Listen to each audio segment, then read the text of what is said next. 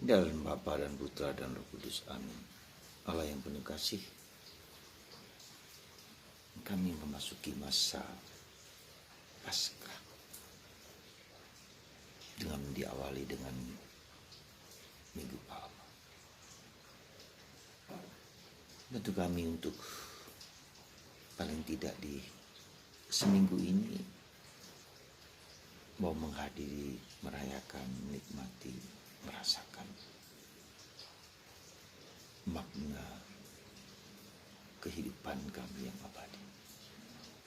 Bantu kami ya Bapa untuk memberikan waktu hati di hari-hari ini, di masa pekan suci. Terpujilah nama-Mu sepanjang segala masa. Para saudara, jujur, kalau kita mau menikmati, membaca, merenungkan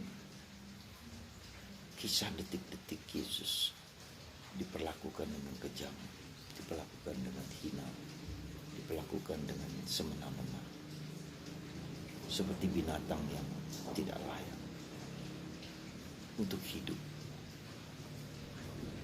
Itulah kalau kita membaca Injil Matius, kita bisa merasakan kesakitan, kepedihan yang dialami Yesus. Dan itu bisa kita lihat dalam film The Passion, ketika Beato Anni Emmerich melukiskan gambaran visioner Yesus Kristus. Maka sebetulnya pengalaman Yesus juga menjadi pengalaman kita semua. Yesus dilucuti dari segala sakit penyakitnya, dari segala penderitaan, dari segala gelar keilahiannya yang dulu nampak begitu gagah, begitu perkasa, begitu dahsyat, menyembuhkan orang sakit, menyembuhkan orang, membangkitkan orang mati. Tidak ada penyakit manapun yang tak dapat disembuhkan oleh Yesus. 38 tahun orang sakit disembuhkan Yesus.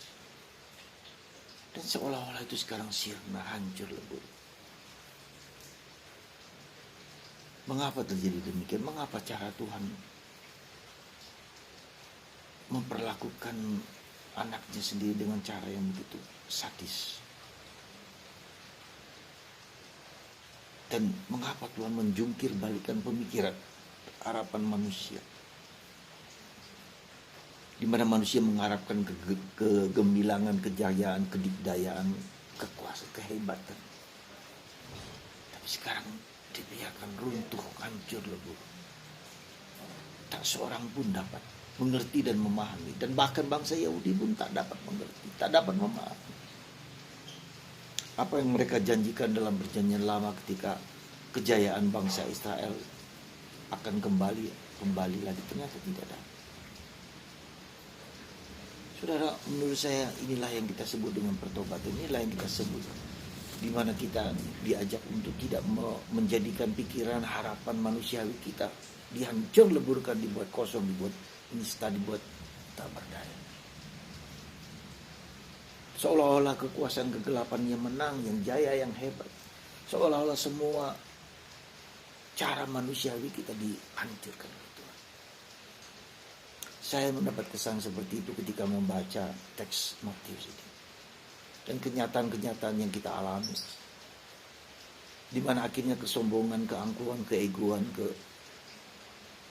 gambaran yang cemerlang dari manusia dihajar, lepaskan. Bukan kehendakmu, tapi kehendakku lah yang terjadi.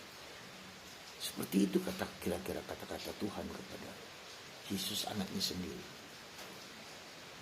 Bahkan anaknya sendiri pun diperlakukan seperti itu, hanya taat kepada kehendak Bapa, hanya taat kepada kehendak Bapa, taat kepada kehendak Bapa, mengikuti aliran-aliran rahmatnya, tidak ada yang lain.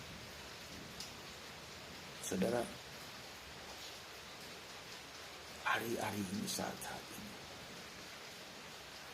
ego kita, kesombongan, gunung keangkuhan kita dihancur leburkan, dinistakan, dikosongkan. Itulah minggu suci, itulah minggu akan suci. Dan kita bisa melihat bagaimana Tuhan itu menjungkir balikan dari penderitaan kepada kebangkitan, ya, dari kesulitan kepada kebahagiaan.